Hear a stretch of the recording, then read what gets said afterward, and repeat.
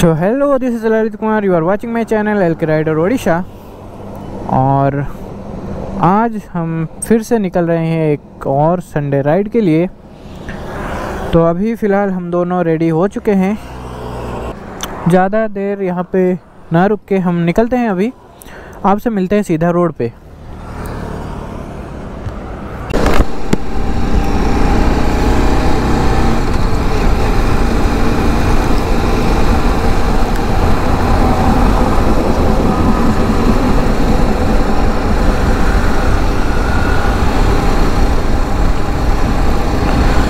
तो आज की हमारी जो राइड है वो हो रही है ओडिशा की तिब्बत कहा जाने वाले जिरंग मोनेस्ट्री के लिए, जो कि है गजपति डिस्ट्रिक्ट में। और बरहमपुर से जिरंग की जो डिस्टेंस है वो है 90 किलोमीटर। लगभग 2 घंटे लगने वाले हैं हमें।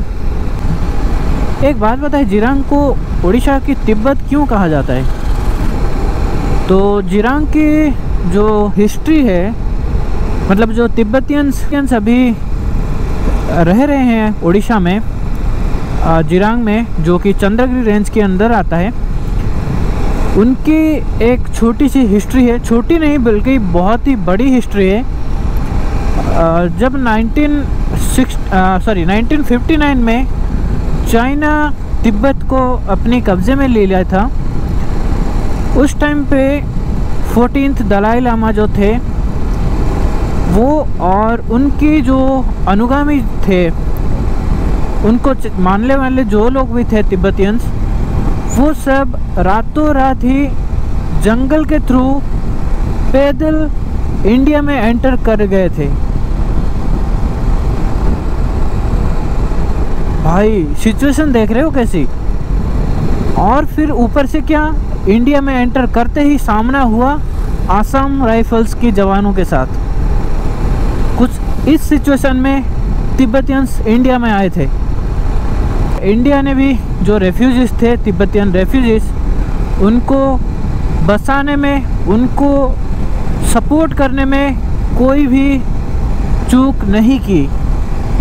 हार्डली वेलकम किया गया और सभी को अलग अलग कैंप्स करके रखा गया, अलग अलग जगह पे।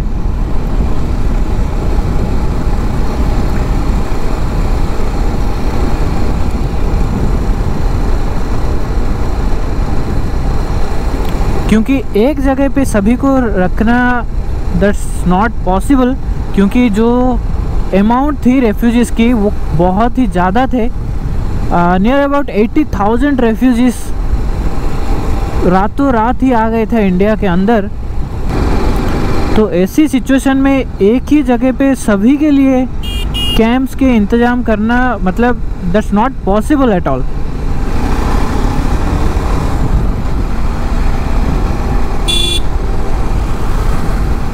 कि जो रेफ्यूजीज आए थे उनके लिए 6 ऐसी स्पेसिफिक जगह चुने गए थे जहाँ पे इनको कैंप्स बना के रखा गया था। उन्हीं में से एक कैंप है चंद्रगिरी, जो कि कैंप नंबर 4 थी। और अभी हम वहीं पे ही जा रहे हैं।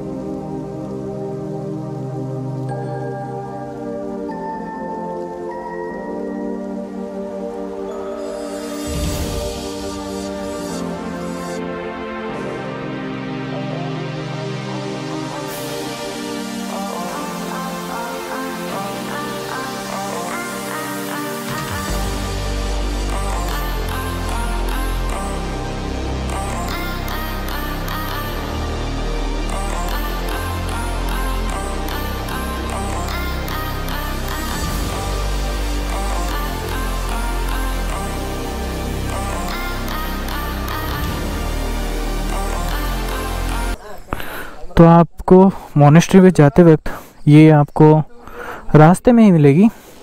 यहाँ पे आप रुक के थोड़े इनके धार्मिक भावनाओं को ठेस ना पहुँचाते हुए जो भी करें।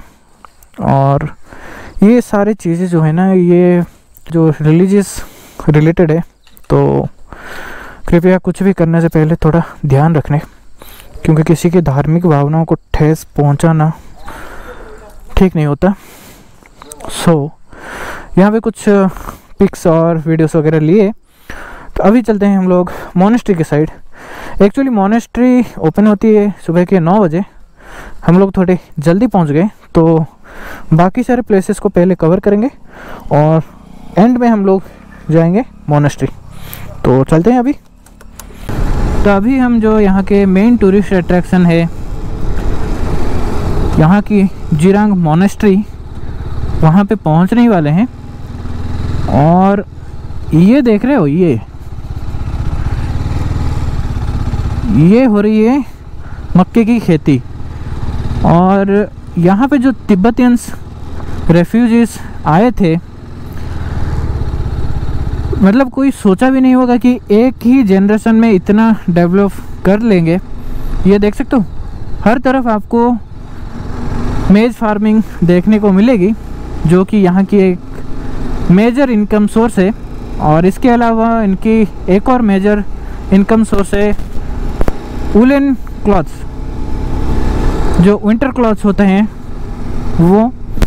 और यकीन मानिए, इनके जो विंटर गारमेंट्स होते हैं वो इतनी शानदार और इतनी बढ़िया क्वालिटी की होती है। एक टोटल मार्केट लगी हुई होती है, तिब्बतियन मार्केट, जहाँ पे ये लोग विंटर गारमेंट्स की सेलिंग करते हैं।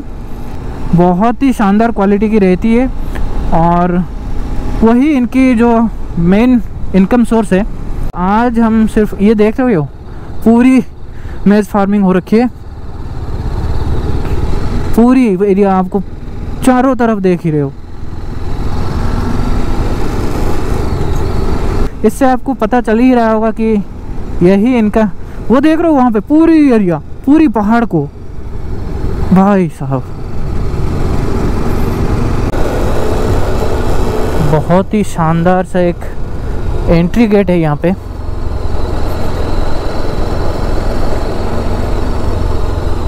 वे टू टेम्पल, क्योंकि टेम्पल अभी बंद होगी तो हम लोग थोड़ी देर में आते हैं यहाँ पे।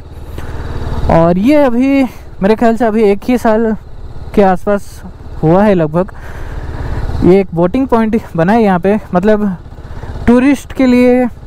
यहाँ पे भी सभी जगह की जैसे कुछ रिनोवेशन की काम शुरू हो चुकी है। पहले ऐसा कुछ नहीं था, बस टेंपल के लिए ही लोग आते थे। यहाँ पे एक बहुत ही सुंदर सी जो बोटिंग पॉइंट है बनाया गया है। और पहले तो हम लोग चलते हैं स्तूपा पे, पहले स्तूपा को देख लेते हैं, फिर हम लोग चलेंगे अपने बोटिंग पॉइंट पे, और फिर हम लोग चलेंगे लास्ट में टेंपल में, क्योंकि वही जो है हमारी लास्ट पॉइंट होने वाला है। तो अभी फ़िलहाल देखते हैं कि कहाँ पे पार्किंग करें। आगे चलते हैं। बहुत ही शानदार सा फ्लैग लगे हुए हैं यहाँ पे।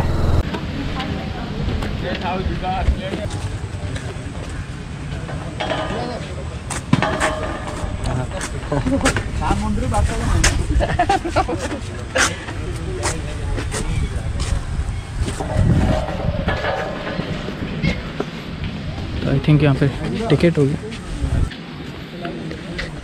तो स्तूपा के लिए एंट्री करने के लिए आपको इस तरह की 5 रुपये की एक टिकट लेनी पड़ेगी, जो कि यहाँ पे कुछ लिखा हुआ है पेकोड गेलिंग जुंगचुक स्तूपा, कुछ तिब्बतियन लैंग्वेज में है। जिरांग गजपति उड़ीसा। 5 रुपये के हम लोग 2 लोग हैं, तो 2 टिकट लिए। और जैसे कि आप पहले भी देख चुके हो, ये हर एक जगह पे है।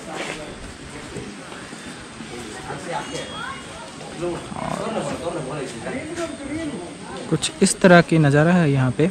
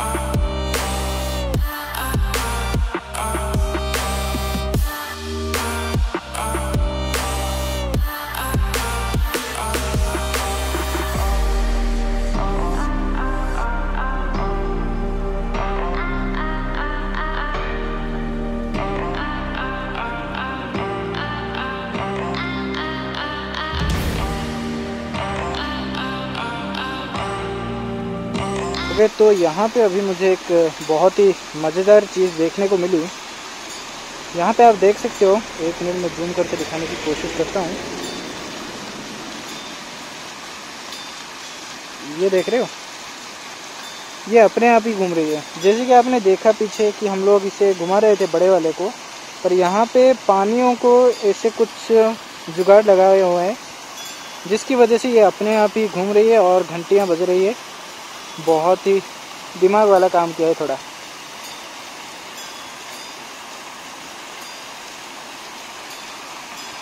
ये जो पानी है वो जो बोटिंग पॉइंट से आते हुए और उसी पानी को ही डाइवर्ट करा के यहाँ पे ये चीज़ बनाई गई है। एक्चुअल में जब पिछले टाइम में आया था ये सब कुछ भी नहीं बना था यहाँ पे।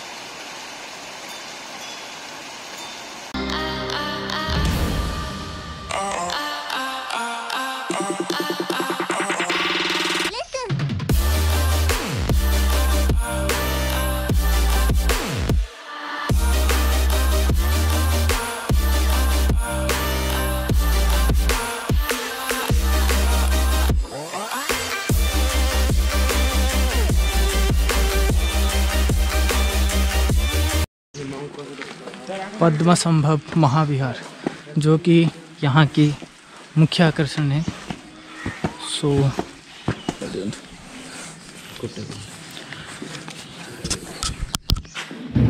तो यहाँ पे भी ऐसी 5 रुपए की एंट्री टिकट और इसी के साथ हम एंटर करते हुए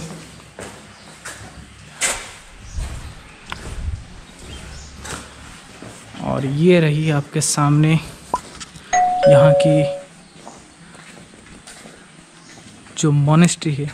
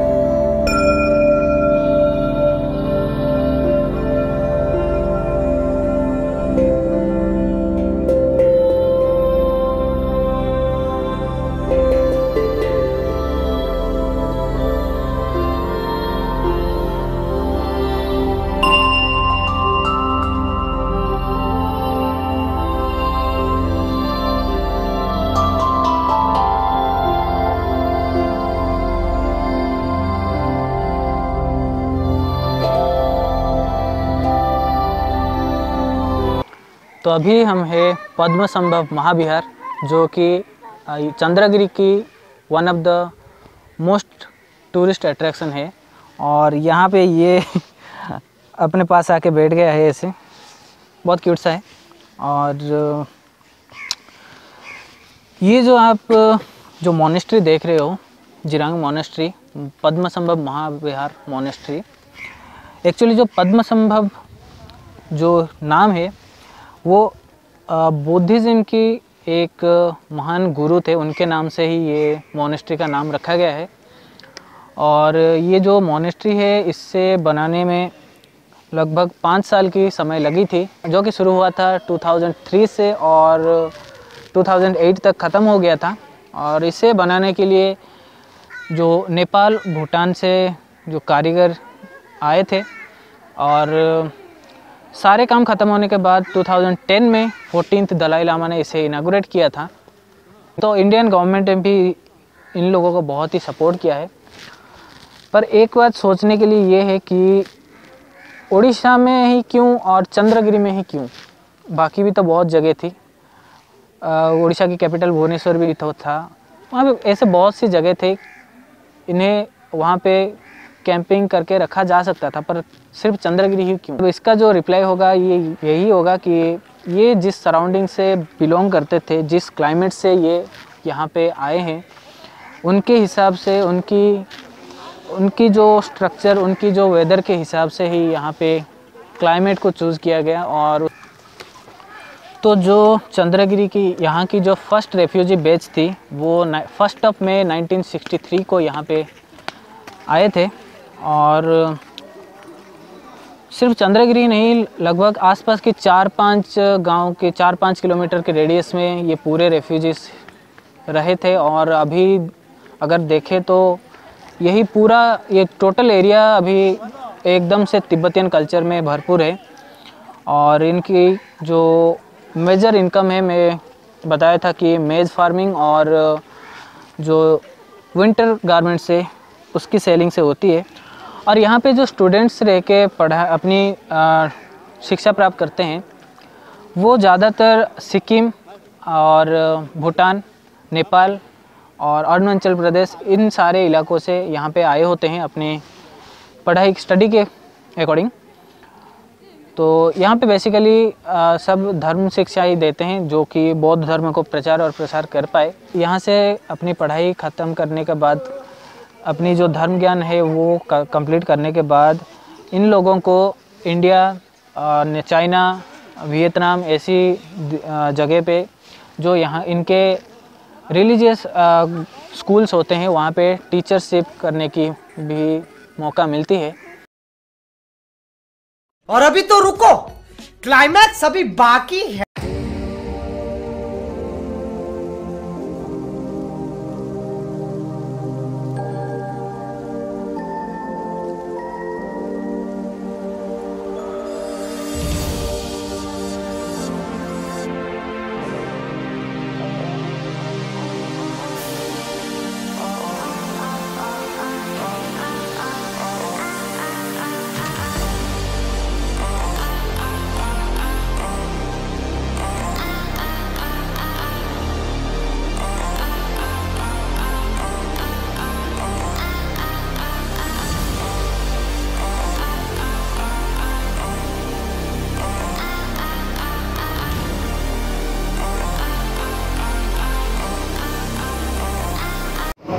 तो अभी हम लोग ने अपनी ब्रेकफास्ट के ऑर्डर दे चुके हैं और यहाँ पे हमें ऑप्शंस थी मोमोज, थी फ्राइड राइस और फिर थी चाउमीन। पर हम दोनों ने प्रेफर की फ्राइड राइस। और वैसे देखा जाए तो यहाँ पे एक प्रॉपर तिब्बतियन रेसिपी हमें देखने को मिल रही है।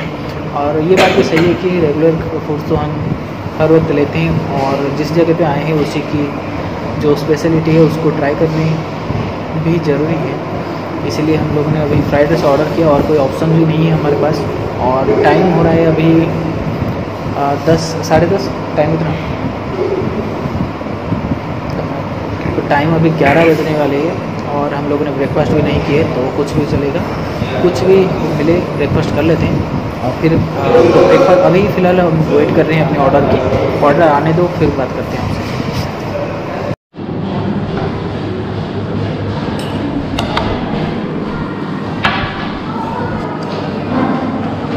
तो ये आ चुकी है हमारी फ्राइड राइस, साथ में ये क्या है, चटनी क्या है, अचार या चटनी क्या है? अच्छा चखना जरा।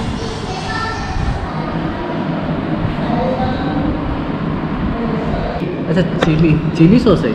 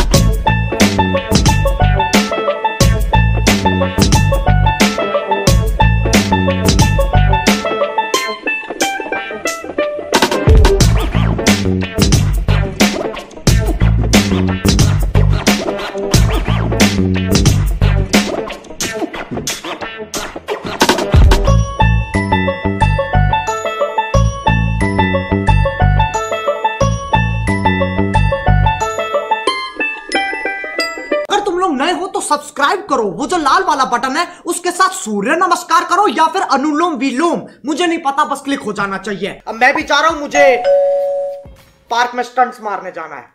बाय।